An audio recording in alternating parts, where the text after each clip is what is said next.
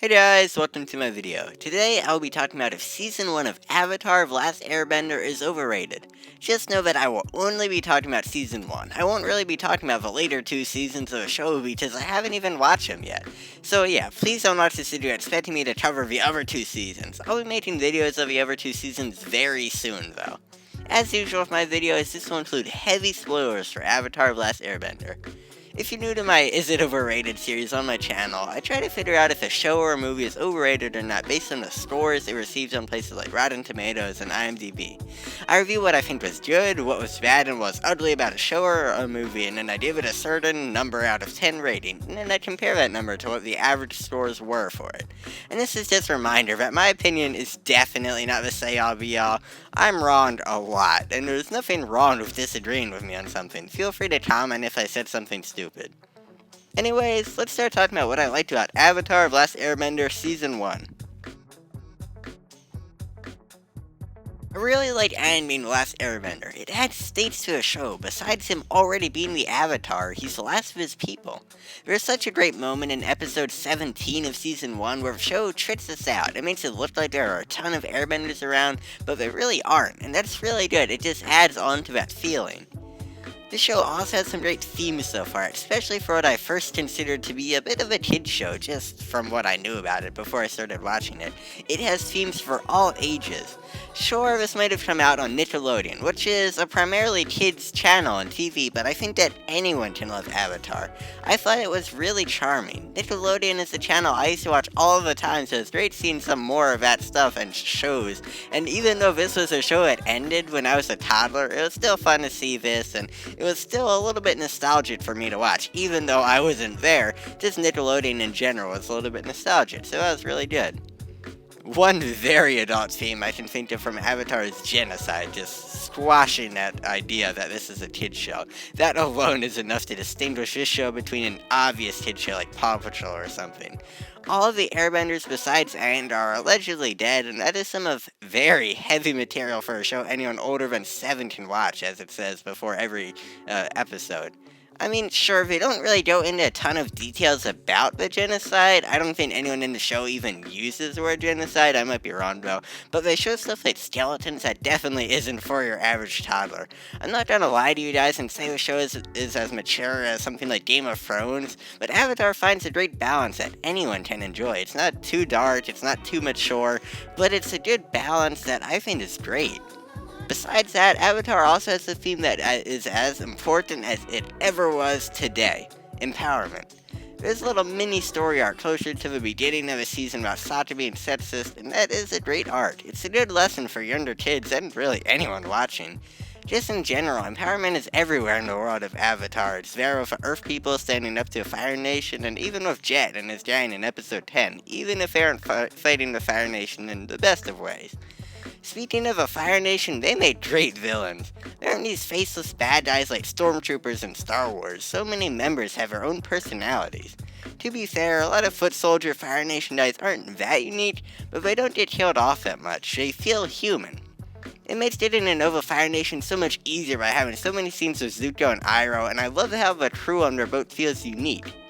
Zuko and Iroh have one of the best B-plots I've ever seen on the show. Uncle Iroh is a very lovable character, and it feels so rewarding when he helps save a moon spirit. Him helping to save the moon spirit is consistent with his character too, because we know he respects the spirits. To go off a little bit more on my Star Wars example earlier, General Hux is someone who, spoiler alert, he is a spy for the First Order, and he works for the Rebellion. And that's kind of weird because I don't think it matches his character from earlier on in earlier movies. But in this, Uncle Iroh working with the good guys is consistent with his character, and I think that's a really good thing. To change topics a little bit, I like how there isn't much in the show, really at all, that feels forced. There are a few things, I'll get to that later, but by and large, things feel natural. Even Sokka and Katara finding Aang in an iceberg in the middle of nowhere doesn't seem all that far out because Aang was in the iceberg for 100 years. That's a long time.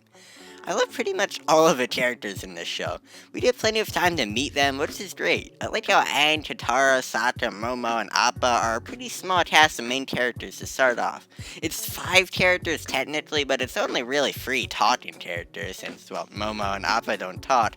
They're great though. Very big weakness the show can have is if it has too many characters. Avatar avoids this problem with only having 3 main talking characters and stuff going on with Zuko and Iroh, but that's a very gradual introduction. It can be confusing keeping up if there are like a dozen characters, but this season kept a relatively small cast. I have a feeling things will expand that season, but that's fine with me as long as it's pretty gradual. Finally, the animation in this show is charming.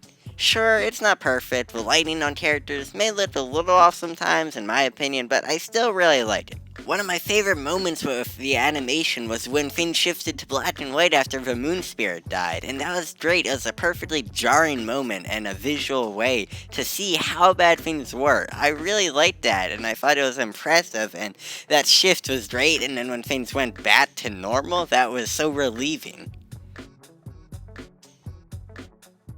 Now, let's shift to some things I didn't like about Season 1 of Avatar. Yue saving the moon spirit because she was saved by the moon spirit when she was a little girl is a little too convenient for my liking. This is admittedly a bit of a nitpick. It just feels like something that's there because it has to be there for the story to move forward. Another nitpicky thing I have to say is that I'm not a fan of Zuko pretty much being replaced at the end by his own sister. That would have been fine with me if it was already well established that he had a sister, but I feel like she was just kind of thrown in there at the end since Zuko might not be bad after all after that finale.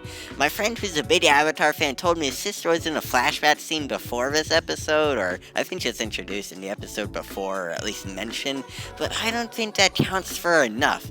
She was there maybe for like a split second, but I feel like if she's going to be such a prominent villain next season, I feel like she will, then she should have been at least established a little bit beforehand.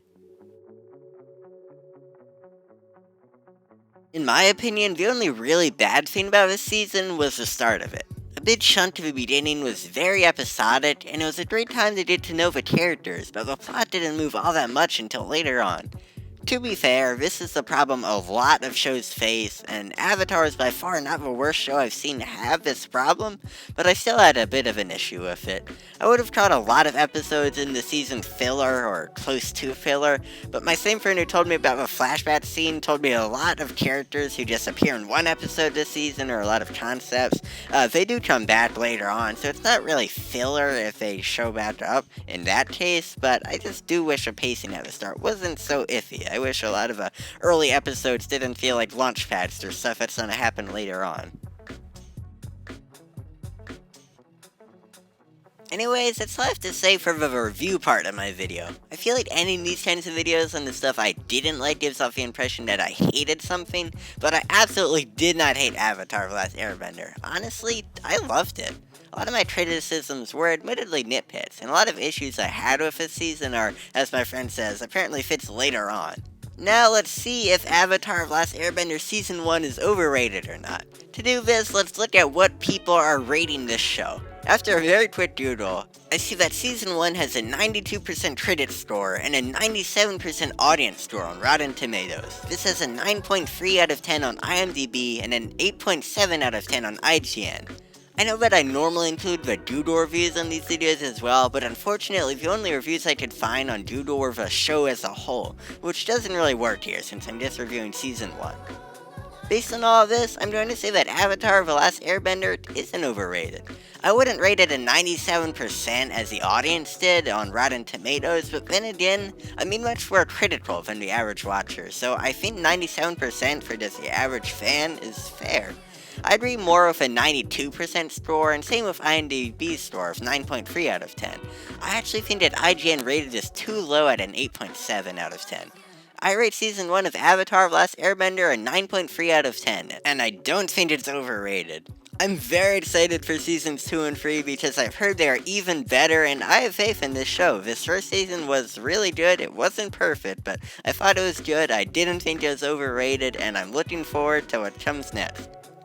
So, thanks for watching, guys. Please like and subscribe if you enjoyed this video because it would really mean a lot. Make sure to tell me if there are any movies or shows you'd like to see me review next, and I will see you in the next video.